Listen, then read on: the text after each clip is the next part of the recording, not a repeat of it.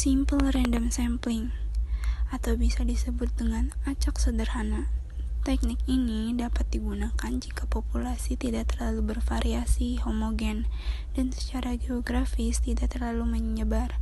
Dengan syarat utamanya harus tersedia daftar populasi sampling frame. Contoh dari simple random sampling yaitu pada sebuah restoran menempatkan sebuah mangkuk di atas meja agar pengunjung dapat meletakkan kartu nama mereka. Setiap sebulan sekali, kartu nama dipilih secara acak untuk memberi penghargaan makanan gratis kepada seorang pengunjung yang beruntung karena namanya dipilih. Systematic random sampling atau acak sistematik, pengertiannya yaitu hampir sama dengan sistem random tetapi tidak menggunakan tabel random. Dalam cara ini pemberian nomor pada individu populasi tersebut secara merata. Contohnya systematic random sampling atau acak sistematik yaitu untuk populasi 150 dengan sampel 50. Jadi populasinya 150, yang diambil sampelnya itu 50. N besar populasi 150, N kecil sampel 50, kelipatannya N besar dibagi N sama dengan kelipatan. Jadi 150 per 50 sama dengan 3. Nah, hasil pemilahan sampel menggunakan kelipatan 3.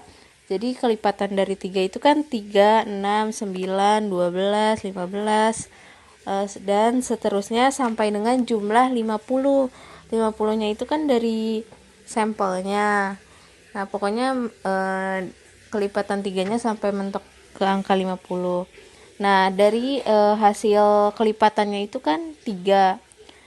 Diambil lagi jumlah sampelnya, dikocok lagi tuh. Misalkan keluarnya 2. Nah, berarti depannya itu 2 ditambah 3, 5 ditambah 3, 8 ditambah 3, 11 ditambah 3, 14 gitu. Pokoknya seterusnya sampai dengan jumlah 50. Strata adalah subjek penelitian yang memiliki variasi sangat besar terutama saat ukuran sampel kecil.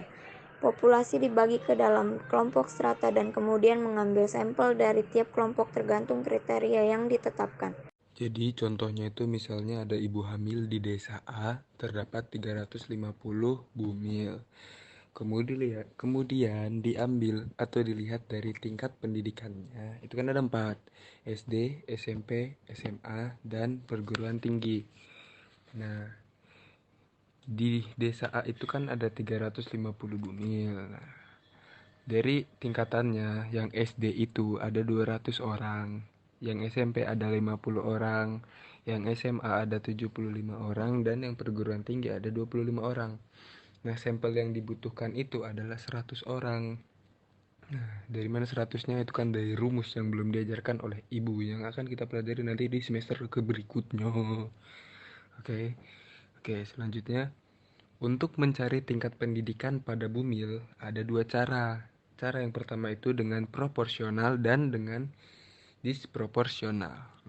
Kalau yang proporsional itu, caranya, misalnya yang SD 200 orang, dibagi 350 orang dikali 100. Dari mana 350-nya?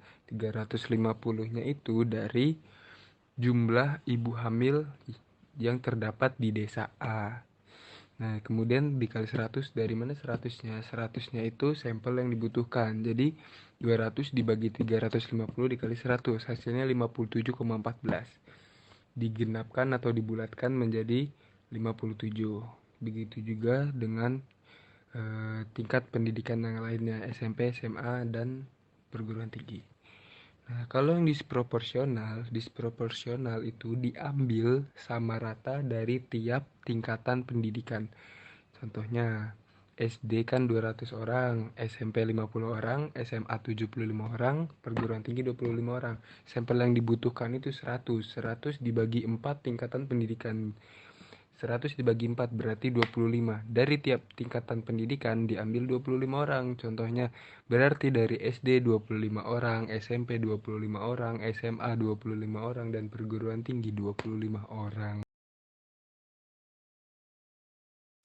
Cluster sampling adalah teknik memilih sebuah sampel dan kelompok-kelompok unit yang kecil. Populasi dari cluster merupakan subpopulasi dari total populasi. Contohnya, saya ingin meneliti tentang ibu hamil di Kecamatan Cinere. Untuk sampel cluster, dia hanya turun satu tingkat. Contohnya dari kecamatan ke kelurahan.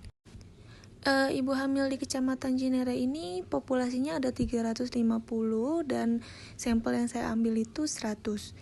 Dan di kelurahan A, ibu hamilnya ada 33, di kelurahan B ada 33 ibu hamil, dan di kelurahan C ada 34 ibu hamil.